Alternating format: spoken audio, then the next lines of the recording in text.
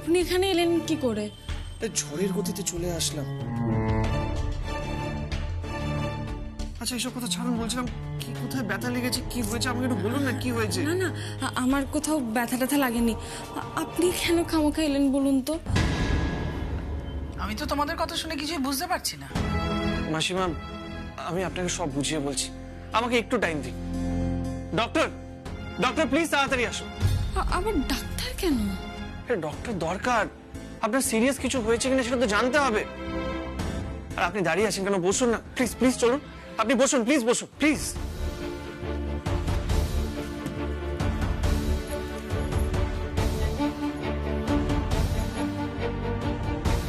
Please.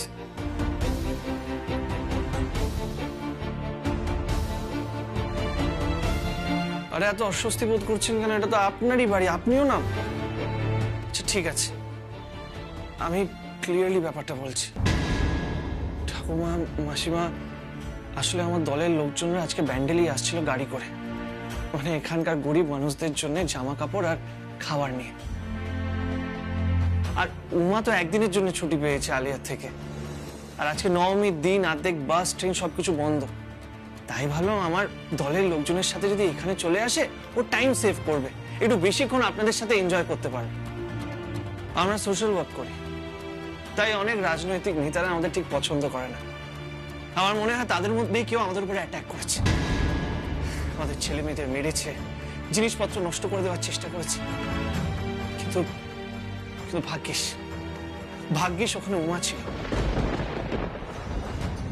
Umar presence of mind blowing. মানে উনি যেভাবে ঝাঁপিয়ে আমাদের জিনিসপত্র বাঁচিয়েছে, ওনার কাছে তো আমি কৃতজ্ঞ।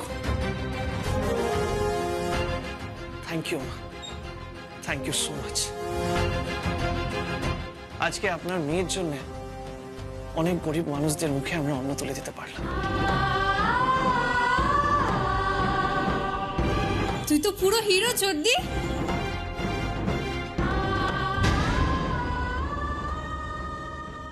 না অভি, তেমন কোনো কমপ্লিকেশন নেই। না না, একবার ঠিকভাবে চেক করে নিন, দেখুন না মাথায় টাথায় কোথাও চোট লাগেনি তো? না না, উমা একেবারে ফিট মেয়ে। তোমার কাছে যেমন শুনলাম যা ঝামেলা হয়েছে, তার থেকে নিজেকে ভালোভাবে বাঁচানো বুদ্ধি আর সাহস না থাকলে কখনোই সম্ভব হতো না। Keep it up Uma.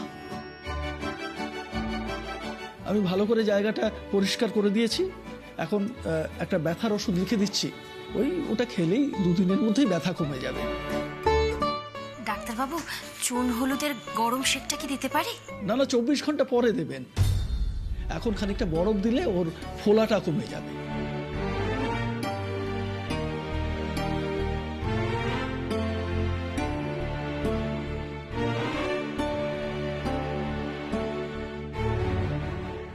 Doctor এক সেকেন্ড, আমার কাছে এনভেলপ নেই, প্লিজ ডোন্ট মাইন্ড।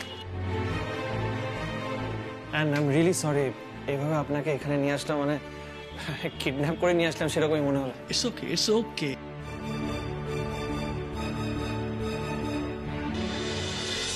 মাসিমা, আমাকে ক্ষমা করবেন, এইভাবে আপনাদের বাড়ি চলে আসলাম। মানে আজকে সিচুয়েশনের জন্য যদি কেউ বকুনি ডিজার্ভ করে সেটা আমি, উমা না। উমা কিছু করেনি, ওকে প্লিজ বকবেন না। আমি সত্যি বলছি, ওনার কোনো দোষ নেই, উনি খুব ভালো কাজ করেছে। আর আজকাল তো আলিয়া আমাদের বাড়িতেই আছে, তাই ওনাকে আমরা সবাই খুব ক্লোজলি দেখছি। খুব হার্ড ওয়ার্কিং, সিনসিয়ার। আর সত্যি বলতে বাড়ির সবাই ওনাকে খুব ভালোবাসে। আর ওনার কিছু স্পেশাল কোয়ালিটি আছে, উনি সবার জন্য ভাবেন, সবার জন্য কাজ করেন। আর সেটা করতে গিয়েই তো আজকেও আহত হলেন। প্লিজ, আমার ফল্ট, আপনারা কি ওনাকে দোষ দেবেন না। I am really sorry. আমি তাহলে আসলাম, আর বুঝলাম কাল সন্ধ্যেবেলার মধ্যে চলে আসবেন। আমি কিন্তু আলিয়াকে সেটাই বলেছি। ঠিক আছে, আসলাম তাহলে। কোথায় যাচ্ছ বাবা? একটু দাঁড়াও। পুজোর দিনে আমাদের বাড়িতে এলে কিছু মুখে না দিয়ে চলে যাবে? বসো বাবা। এই না না ঠাকুমা, আমাকে নিয়ে আপনারা এত ব্যস্ত হবেন না প্লিজ। বসো বলছি। বৌমা, একটু জল মিষ্টির ব্যবস্থা করো। কত দূর থেকে এসেছে। সোমা, ঠাম্মা যা বলছে সেটা ব্যবস্থা কর।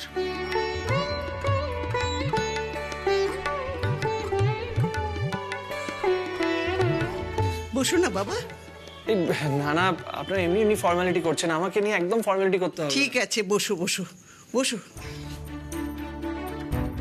জানো তো, আমাদের বাঙালি ঘরে গৃহস্থরা এইভাবে নিজেদের কৃতজ্ঞতার ভালোবাসা প্রকাশ করে। এটা কি শুধু ভদ্রতা ভেবো না? খাও, মানে এইসবের কি দরকার ছিল? খেয়ে নাও। একটা মিষ্টি অন্তত খান। হ্যাঁ, একটা মিষ্টি তো খেতেই পারি। অপূর্ব। বলছিলাম পরের দিন না পুরো পেটটা খেয়ে যাবে, কিন্তু আজকে যেতে হবে। আসলে আমার দলের ছেলেমেয়েরা ইনজার্ড, ওদেরকে হসপিটালাইজ করতে হবে। তাই আমি বেরোলাম। হ্যাঁ, আগে ঠাকুমা। আসলাম দিদি, থ্যাংক ইউ সো মাচ। কি সুন্দর মিষ্টি স্বভাবের ছেলেটা, খুব ভালো, ভদ্রতাও জানে। আমার ভীষণ ভালো লেগেছে। হ্যাঁ গো ঠাম্মি, কি সুন্দর আমাকে মিষ্টি করে দিদি বললো। আর কি হ্যান্ডসাম, তাই না? একদম হিরোদের মতো। চুপ কর।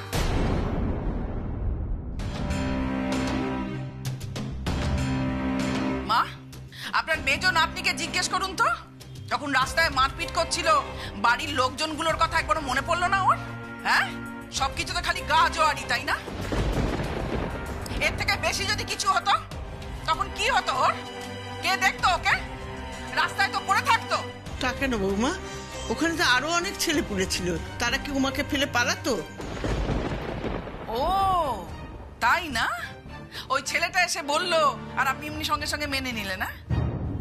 হ্যাঁ রে, তুই এই ঝামেলায় জড়ালি কেন? কেন জড়ালি? তুই ওই গ্রুপের কেউ নয় তো? তাহলে যখন ঝামেলাটা লাগলো তখন ওখান থেকে পালিয়ে এলি না কেন? মা, কি বলছো মা তুমি এসব? তুমি বাবা আমাদেরকে এরকম শিক্ষা দিয়েছো বলো? জানো মা, ওরা না আজকে ওই গরিব মানুষগুলোর জন্য খাবার, জামা কাপড় এইসব নিয়ে আসছিল। কত মহৎ কাজ করছিল বলো তো ওরা।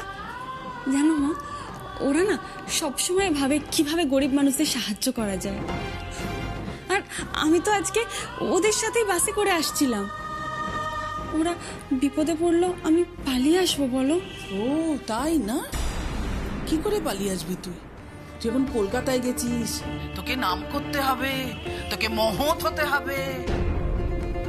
পুজোর সময় বাড়ির মেয়ে বাড়িতে এলো হাতে ব্যথা নিয়ে। যা হয়েছে হয়েছে, তোমাকে কলকাতায় ফিরতে হবে না। মানে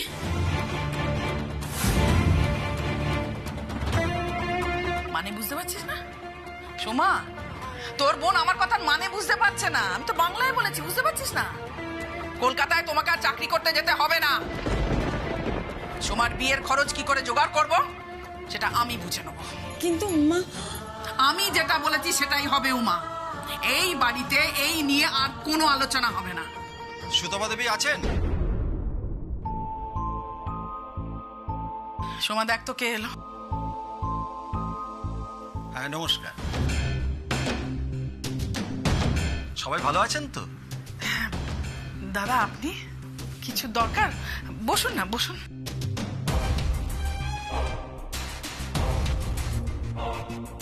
লাখ কথা ছাড়া কি বিয়ে হয়? কথা তো থেকেই যায়, তাই ভাবলাম বলেই আসি। ব্যাপার হলো বাইকের সমস্যা তো মিটেই গেছে। ছেলের মা বলছিল ছেলে আলাদা করে সংসার না করুক, নতুন বউ নিয়ে থাকবে, ঘরটা তো একটু সাজিগুজি দিতেই হবে। তা আমি ভেবেছিলাম আমার টাকাতেই করব, কিন্তু সমস্যা হলো আমার পেনশনের টাকাটা আটকে গেছে। কবে সেটা হাতে পাবো? বিয়েটা তো আর আটকে রাখা যায় না। তা ছেলের মা বললো আপনাদের এই লিস্টটা দিয়ে আসতে।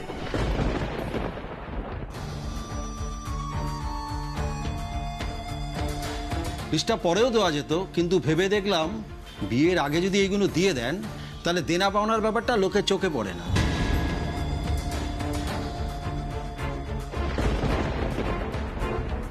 মানুষের হিংসা তো কম না। আপনারা দিয়েছেন এটা না জানানোই ভালো। সবাই জানবে যে ছেলে নিজের থেকেই করেছে। আপনারা একটু আগে আগে দিয়ে দিলেই তাহলে বৌমা ঘরে পা দেওয়ার আগেই ঘরটা সাজিয়ে রাখা যায়। আসি তাহলে কবে জিনিসগুলো নিয়ে আসবেন আপনারা জানিয়ে দেবেন। আসি।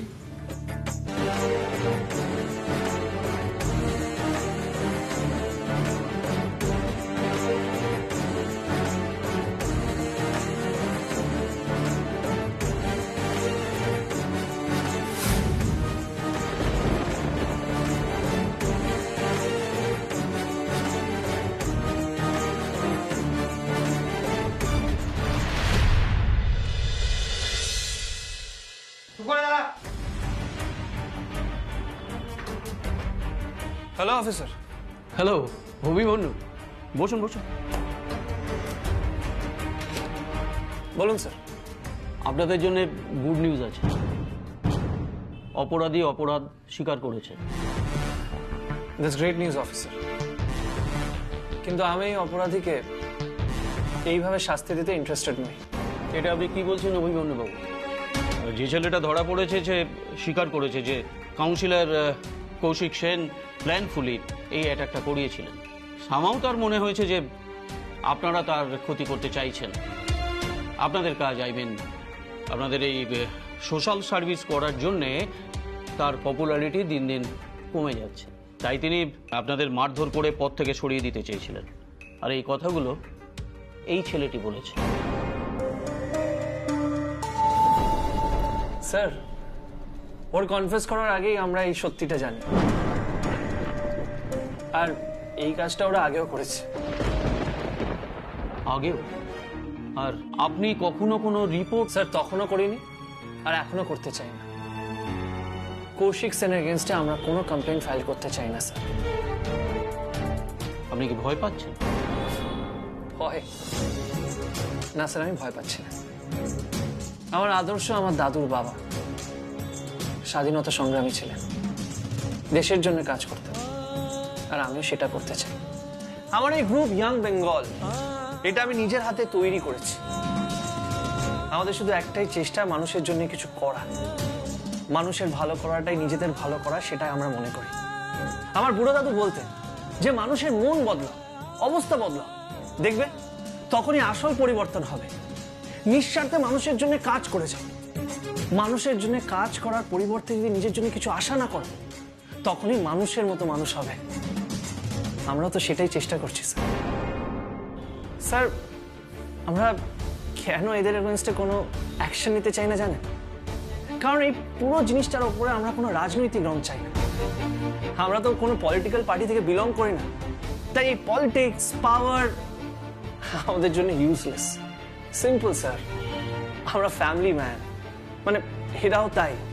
আমরা জানি যে ফ্যামিলি কামস ফার্স্ট। যদি কাউকে ভালো না লাগে তাহলে ভোটিং রাইটস ইউজ করব তাকে ক্ষমতা থেকে সরানোর জন্য। আর যাদের ক্ষমতা আমাদের ভোটিং রাইটসের উপর নির্ভর করছে, তাদেরকে কেন ভয় পাবো? তাই বলছিলাম স্যার, এদের এগেইনস্টে আমরা কোনো কমপ্লেন করতে চাই না স্যার। আমরা শুধু মানুষের জন্য কাজ করতে চাই, মানুষের মুখে হাসি ফোটাতে চাই। আর আমরা অনেক কাজ করি স্যার, মানুষের জন্য খাবার জোগাড় করে দিই, নতুন জামা কাপড় জোগাড় করে দিই। আর এছাড়া স্যার, বাংলায় তো অনেক ট্যালেন্ট আছে যারা টাকা পয়সা সুযোগের অভাবে হারিয়ে যায়, তাদেরকে আমরা স্পট করি আর যোগ্য জায়গা দিই। এগুলোই আমরা করি স্যার।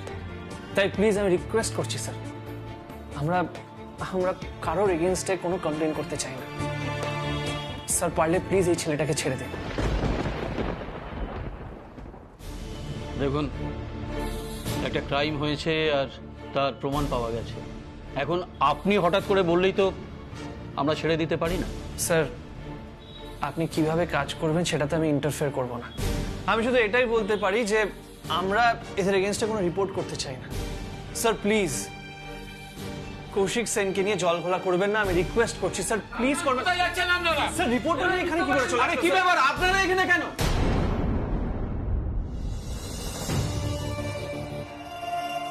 স্যার, এই অ্যাটাকটার পিছনে নাকি কৌশিক সেনের হাত আছে, এটা কি সত্যি? দেখুন, এইসবের ব্যাপারে আমি কিছু বলতে চাই না, প্লিজ। সংবাদ মাধ্যমকে আটকানো যায় না স্যার। মানুষের অধিকার আছে সত্যিটা জানবার। আপনি প্লিজ বলুন যে আপনাদের দলের উপর কৌশিক সেন যে অ্যাটাকটা করিয়েছেন, এটা জানা সত্ত্বেও আপনি কোনো লিগ্যাল স্টেপ নিচ্ছেন না কেন? অভিমন্যু আচার্য, ওয়েলকাম টু পলিটিক্স। পুলিশে রিপোর্ট করতে ভয় কেন পাচ্ছেন? আপনাদের ওপর কি কোনো রকম প্রেশার ক্রিয়েট করা হচ্ছে? প্লিজ, আমি বলছি তো, নো কমেন্টস। এইসবের ব্যাপারে আমি কোনো কথা বলতে চাই না, প্লিজ। দাদা ভাই, পলিটিক্স আমি জয়েন করব না। পলিটিক্স খুব নোংরা। স্যার, শোনা যাচ্ছে আপনাদের গাড়িতে নাকি একটি মহিলাও ছিলেন, তিনিও নাকি আহত হয়েছেন। সম্ভবত তিনি নাকি আপনাদের বাড়িতেই কাজ করেন। এক্ষুনি যদি উমার ব্যাপারে কিছু জানতে চায়, এদেরকে সেটা বলা কি ঠিক হবে? এ তো মহা মুশকিল। ব্যাকা ব্যাকা প্রশ্ন করছে। No comments. So you are in the politics already. কি বলতো অভি, তোকে পলিটিক্স জয়েন করতেই হতো, কিছু করার নেই। এবার আমার পালা। আমি বিজনেসটাকে আরো উঁচুতে নিয়ে যাব, আরো উঁচুতে। কিন্তু তার জন্য তোকে একজন যোগ্য পলিটিশিয়ান হয়ে উঠতেই হবে, কিছু করার নেই। স্যার, ওই মহিলার তৎপরতার জন্যই নাকি কৌশিক সেনে পাঠানো লোকেরা আপনাদের উপর বেশি ক্ষতি করতে পারেনি, এটা কি সত্যি?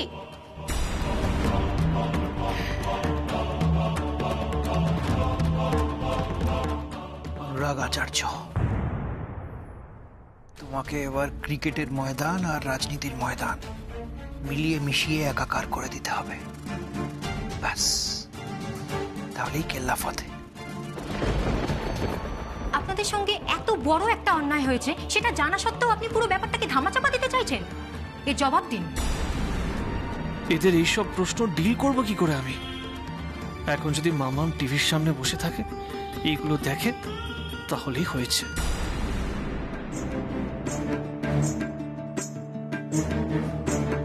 ছাড়া পাজি ছেলে এখানে দাঁড়িয়ে দাঁড়িয়ে চা খাচ্ছে, হেলদোল নেই। আরে তখন বললাম তোকে যেতে, দেখলি তো, শুনলাম নাকি টিভিতে দেখাচ্ছে অভির সঙ্গে কি গন্ডগোল হয়েছে। এখানে কেন এলে বলো তো? কেন তুই চাইছিস আমি আসবো না, জানতে পারবো না কিছু? না টিভিতে দেখাচ্ছে। আমাদের প্রশ্নের জবাব ওই দিন। তো, ওই দেখ তোর ভাইকে দেখাচ্ছে। এ মা, আমার ছেলেকে।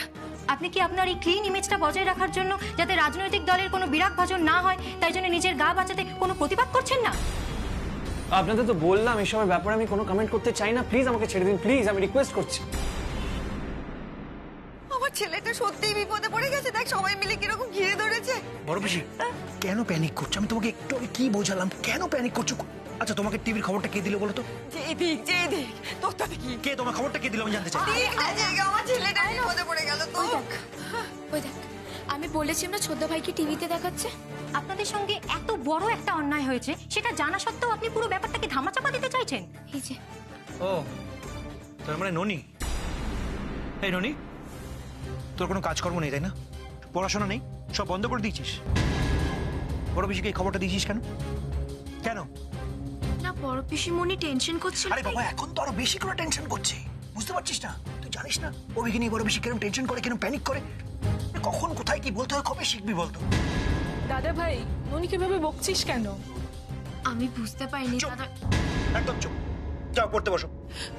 অনেক অনেক অনেক অনেক অনেক শিখিয়ে যা না, তুই বাড়িতে টেবিলে বসে থাকিস না। ওকে তুমি আমাকে এসো, তুমি আমাকে এখানে এসো, দেখো ভালো করে দেখো। ওখানে পুলিশ আছে, প্রশাসন আছে, আছে। সব থেকে বড় ব্যাপার মিডিয়া আছে। মিডিয়ার সামনে কেউ কিছু করবে? তোমার কি মনে হয় মানে যারা ওর উপরে অ্যাটাক করেছে তারা মিডিয়ার সামনে কিছু করবে? মুখোশটা খুলে যাবে না? কমন সেন্স তো এটা, একটু বোঝার চেষ্টা করো। অনেক তুই জানিস না অভির কিছু হলো, আমার কোনো সেন্সই কাজ করে না। আমার আরে বাবা, কিচ্ছু হবে না রিকিয়া। বড় বেশিকে নিয়ে যা ঘরে, একটু কফি খাওয়া, একটু শুতে বল, তুমি একটু রেস্ট নাও, ঠিক হয়ে যাবে। ছাড় না, কি আমি এখন কফি খাবো নাকি? তুই কি মাথা খারাপ হয়ে গেল নাকি সবাইকে? আমি ও বাড়ি না ফিরলে জল স্পর্শ করবো না। ঠিক হয়ে যাবে। না না, কিছু ঠিক হবে না। আমি ঠাকুরের ফুলটা ওর মাথায় ছুঁয়ে তুই ফুলটা নিয়ে আসি না, আমি না পারছি না, আমার সব ভুলে যাচ্ছে কেন, ভালো লাগছে না। এই অভির খবরটা টিভিতে দেখাচ্ছে না? উমাকেও নিশ্চয়ই দেখিয়েছে না? ও তো গাড়িতে ছিল। দেখায়নি? মেয়েটার কি হলো বলতো? উমাকে নিয়ে আজকাল তুমি একটু বেশি কনসার্ন দেখছি বৌদি, কেন বলো তো? সেটাই তো ন্যাচারাল। মানে আমি কি কিছু ভুল করলাম আলিয়া? না, একদমই ন্যাচারাল নয়। ও কাজের লোক, তাও বা তোমাদের নয়, ও আমার অ্যাসিস্ট্যান্ট। আলিয়া ঘোষের 5 মাস খাটে ও, তাই ওকে নিয়ে এত কনসার্ন হওয়ার কি আছে আমি তো বুঝতে পারছি না। আলিয়া তুই কিন্তু বড় বেশি বাড়াবাড়ি করে ফেলছিস এই ব্যাপারটা। ঈশিতা বলছি যে শোনো না, তোমার সঙ্গে একটু ঈশিতা বলছিলাম যে মানে উমাকে নিয়ে তর্কাতর্কিটা আর খুব করার দরকার নেই, নিজেদের মধ্যে কি দরকার। আসলে কি হয়েছে জানো তো, বেবির তো সামনেই ম্যাচ, ওনা খুব নার্ভাস হয়ে রয়েছে, তো এইসব নিয়ে কথাবার্তা বলে কি হবে, ও আরো টেনশন করবে, নার্ভাস হয়ে যাবে, কারণ আমার খেলাটা হ্যাম্পার হবে। প্লিজ হ্যাঁ। কি বলছো মম তুমি বৌদিকে? হ্যাঁ আমি না না, আমি জানতে চাই বৌদি আমাকে কি বোঝাতে চাইছে। উমাকে নিয়ে এই বাড়িতে এত কথাবার্তা হবে কেন, আমি তো সেটাই বুঝতে পারছি না। কারণ আমরা মানুষকে মানুষ বলে সম্মান করি। ও কাজের লোক বলে ওকে নিয়ে আমরা চিন্তা করব না, এই শিক্ষায় আমরা মানুষ হইনি আলিয়া।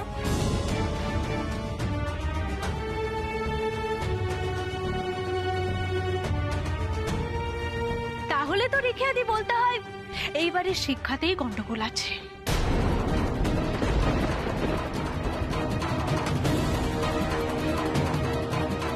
তুমি যা বলছো ভেবে বলছো তো আলিয়া?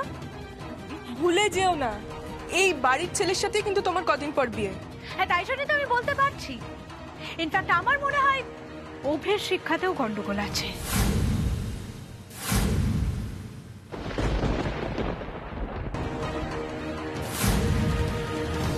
তা না হলে হবু বউয়ের কাছের লোকের প্রতি কে এত দরদ দেখায় বলো তো?